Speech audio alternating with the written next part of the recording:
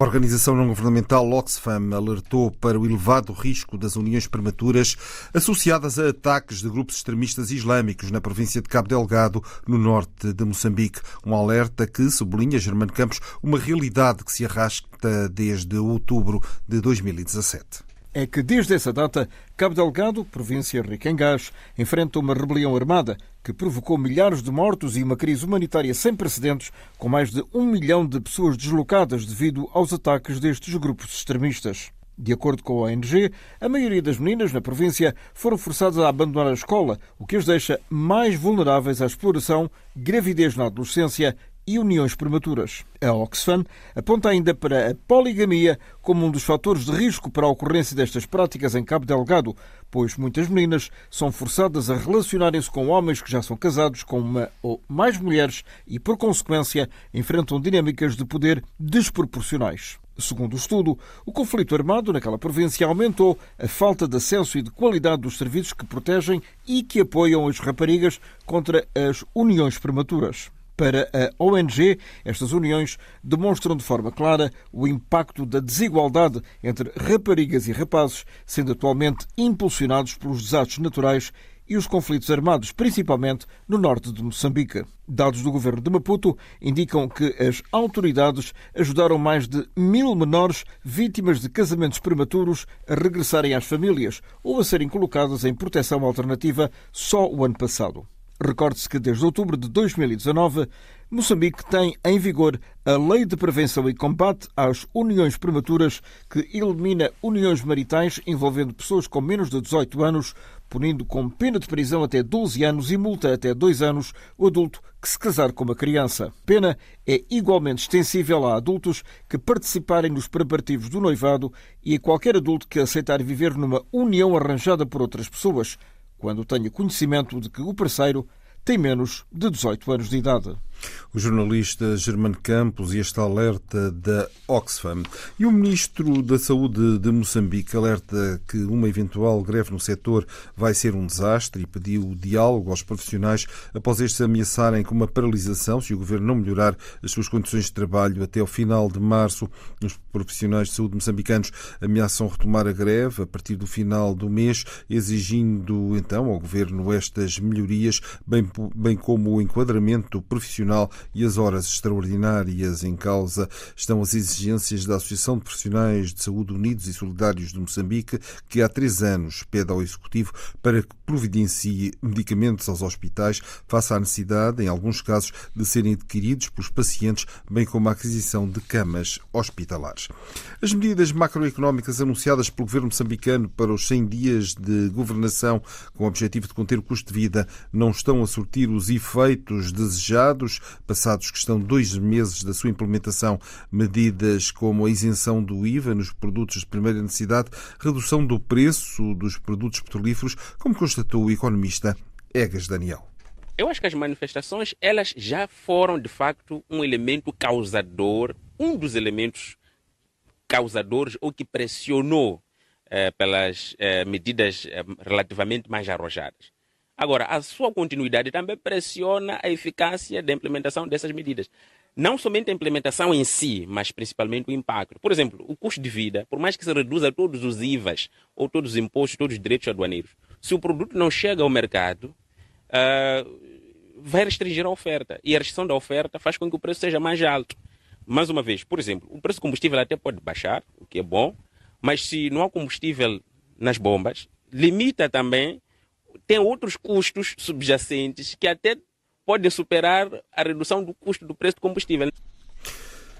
Declarações do economista Egas Daniel ao jornalista Orfeu Sá Lisboa, em Maputo. E Angola quer reverter o quadro a nível do ensino superior, reduzir o grande número de cursos ligados às humanidades e às áreas sociais e apostar em cursos de natureza tecnológica. Jornalista José Silva.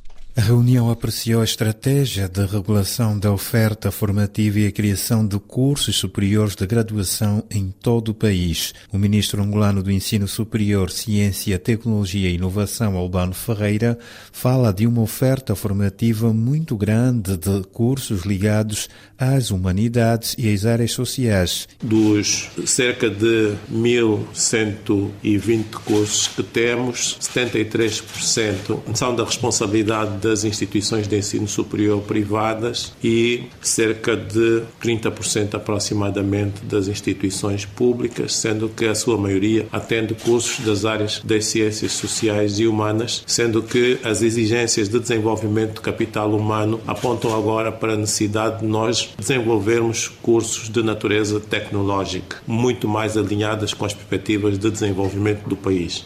E diz ser necessário reverter o quadro. Queremos chamar para nós a regulação desta oferta formativa e convidar, sobretudo, os parceiros do subsistema do ensino superior do setor privado, no sentido de encontrarmos aqui uma forma de fazermos uma oferta maior de cursos nas áreas das engenharias, nas áreas das tecnologias, nas áreas das ciências prioritárias para o desenvolvimento do nosso país. Cursos ministrados em grande parte das universidades angolanas não correspondem às exigências dos desafios atuais, diz o ministro do Ensino Superior, Ciência, Tecnologia e Inovação.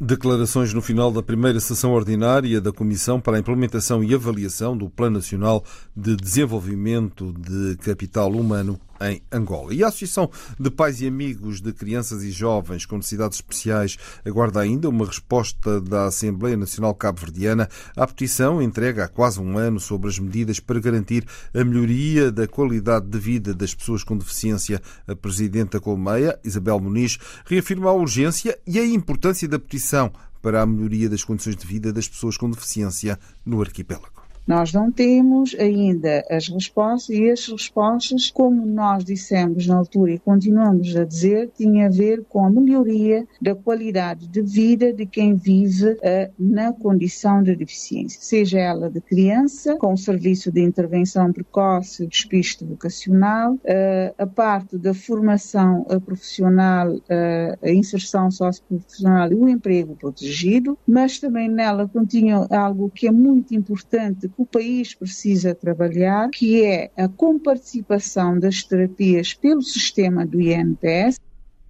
Isabel Muniz aponta o financiamento como o principal desafio que a organização não-governamental enfrenta, uma situação a que não é alheio o Estado. Até este momento, a Colmeia não recebeu o aumento do 10º do Estado. Temos vindo a solicitar há vários anos, tendo em conta o serviço que nós prestamos para o país. Portanto, não houve um aumento, isto de várias insistências. Esperamos que algum dia nós tenhamos, de facto, o 10º, nunca há o ideal, mas esse 10º que a Colmeia recebe está aquém das respostas que ela tem dado para o país. A Associação de Pais e Amigos de Crianças e Jovens com Necessidades Especiais, que assinala hoje o Dia Internacional da Síndrome de Down, com uma série de atividades na cidade da Praia. E o número de crianças em risco de sem-abrigo duplicou no espaço de um ano em Portugal. A Comissão Nacional de Promoção dos Direitos e Proteção das Crianças e Jovens sinalizou 35 casos em 2023, crianças e jovens a viver em barracas, casas sem condições ou quartos pagos pela Segurança Social. 35 casos, que são o dobro dos verificados em 2022. Quase metade dos processos abertos são no Distrito de Lisboa. A Presidente da Comissão de Promoção dos Direitos e Proteção das Crianças e Jovens assegura que uma criança só é retirada à família em último caso.